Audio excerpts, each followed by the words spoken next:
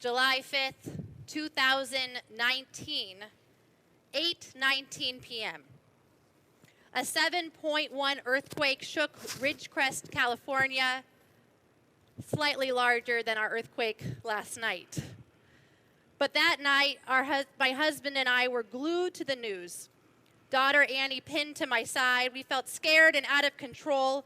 And so, like any mom, what'd I do the next day? I went to Target. And believe it or not, the aisles were packed with other people with the same idea. We had carts piled high with gallons of water and with batteries and non-perishable food. And at the checkout stand, I said, well, you have to be prepared, right?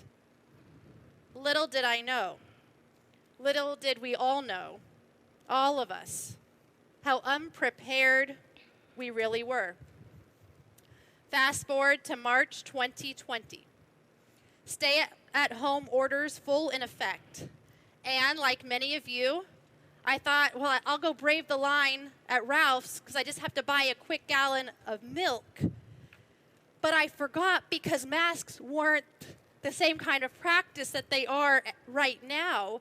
As I got out of the car, I realized I needed something to cover my mouth and my nose, and I looked around the car, and by chance, what did I see? My earthquake emergency kit.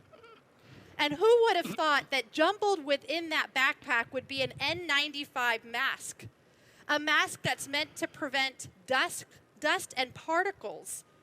But now I'd be using the mask to prevent an invisible disease. And so as I stand before you, I am realizing all over again that no matter how many backup batteries we have for our flashlights, there's almost no way we could have predicted all of this. No way to predict that our High Holy Day services would be zoomed into your living room or backyard.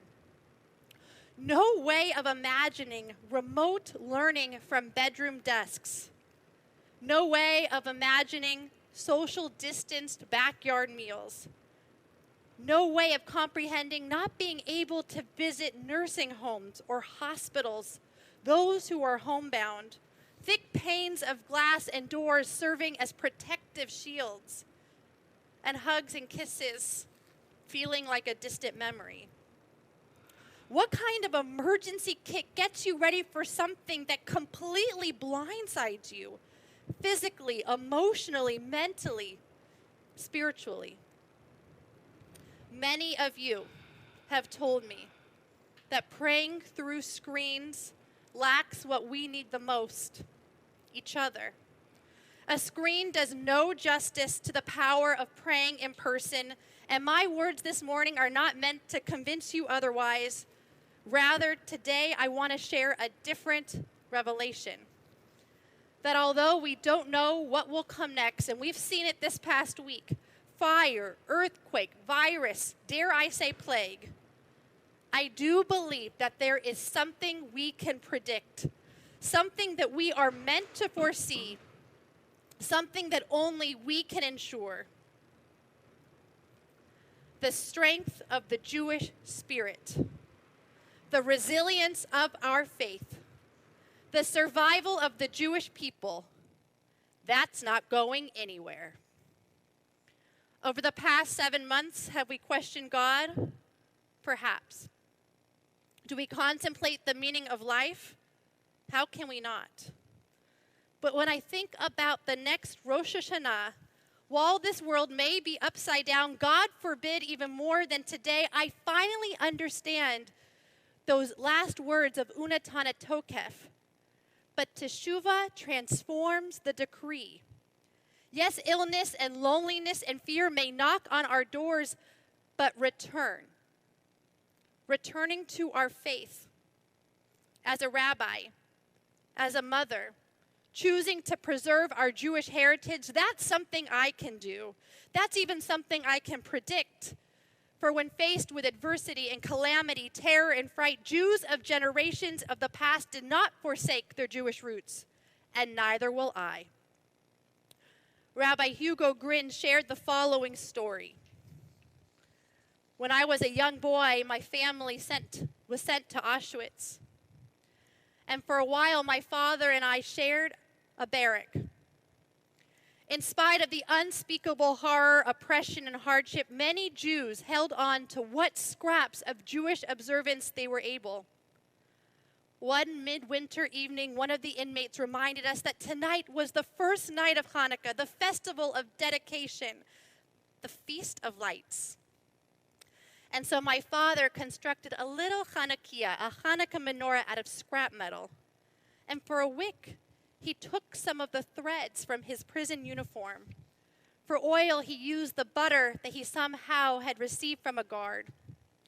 Now, we know such observances were strictly forbidden, but we were used to taking risks.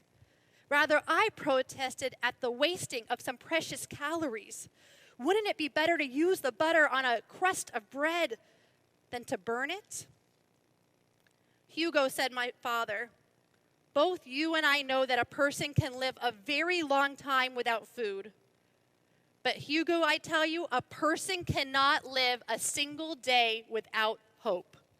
This is the fire of hope. Never let it go out. Not here, not anywhere. Remember that, Hugo. The fire of hope. Rosh Hashanah is known as Yom HaZikaron, the Day of Remembrance. We remember that it's the strung together memories of the Jewish people, our traditions, our prayers, our melodies, our recipes, our rituals, our collective identity. That's what provides the fuel to create the flame that pierces the night. That's what dispels the darkness, the light that gives us the hope to fight against a shadowed unknown. My colleague, Rabbi Karatov, is the palliative care chaplain at NYU Hospital in Brooklyn. And during the months of April, May, and June, she would describe the ongoing trauma of sitting by her patients' bedsides, knowing that very few of them would survive COVID-19. She would be their lifeline, for many of them never saw their families again. Rabbi Tov writes the following: "Today my patient went home. I knew this day was coming, but I didn't realize how much it meant to me until I went to her room to say farewell. She's my sole survivor. She was a miserable, very sick, diminished old lady with a twinkle in her eye when I first met her. When I came to say goodbye, I asked her if I could bless her. Of course. But then I quietly asked, in Hebrew? She looked kind of perplexed and said, I won't understand, but okay, go ahead. And so I put my hands on her head, and I crouched down so we were eye to eye, and I chanted Birkat Kohanim, the priestly blessing of peace. And we both cried.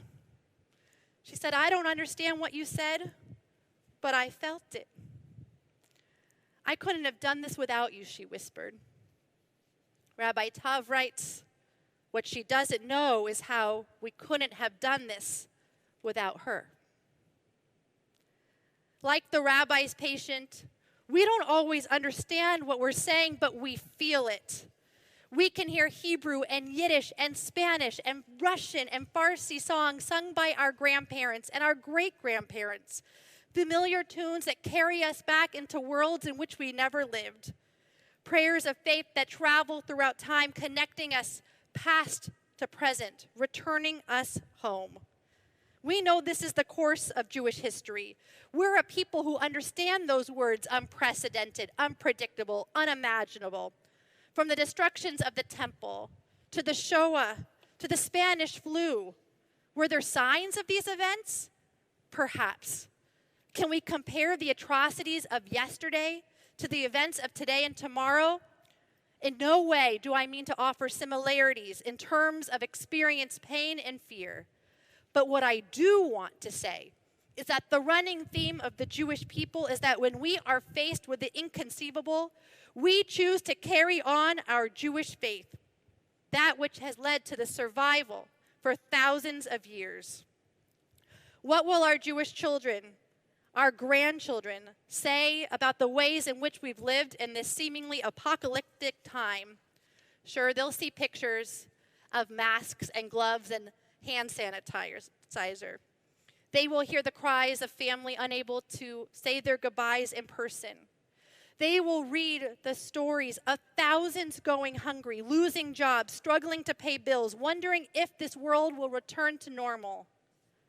But our grandchildren, they will also see pictures of Jews choosing to celebrate Passover, sometimes as a Seder of one behind a computer screen, connecting to Jews all over the world, singing at the top of their lungs, Dayenu, this is enough. Our grandchildren will read stories of Jews that stayed in their homes but stayed up all night long on Shavuot, connecting to the stories of our Torah and the connection to our faith. They will see backyard weddings, outdoor b'nai mitzvah, baby namings, brit milah, funerals, and shiva minyanim. Our children will know that unease in this world will never mean a cessation of that which binds us one to another. And our children will recall the beckoning sound of the shofar, the cry of the Jewish soul, announcing that the Jewish people will not go silently into the night. So I cannot predict what will happen next Rosh Hashanah, let alone what will happen tomorrow. But a living, breathing, vibrant Judaism of resilience, innovation, tradition, and hope, that's a prediction that I'm willing to bet on. Yom HaZikaron. It's our very memory of this moment that will shape our Jewish identity for years to come. It is the way in which we choose to build our Jewish spirit that will define the future of the Jewish soul. And so I know that literally the ground upon which we stand feels shaky. And yet, like thousands of Jews that have come before us, in the presence of the unknown, let us choose to build a world of faith. A foundation of Judaism in which our children, grandchildren, and great-grandchildren look at this year, 5781, 2020, and they say out loud, I am Jewish because this generation of Jews refused to let the flame of hope burn out. My beloved community, it's a dark time, but now more than ever, we need your light. We need the flame of hope, the fire of faith. Shana Tova and Shabbat Shalom.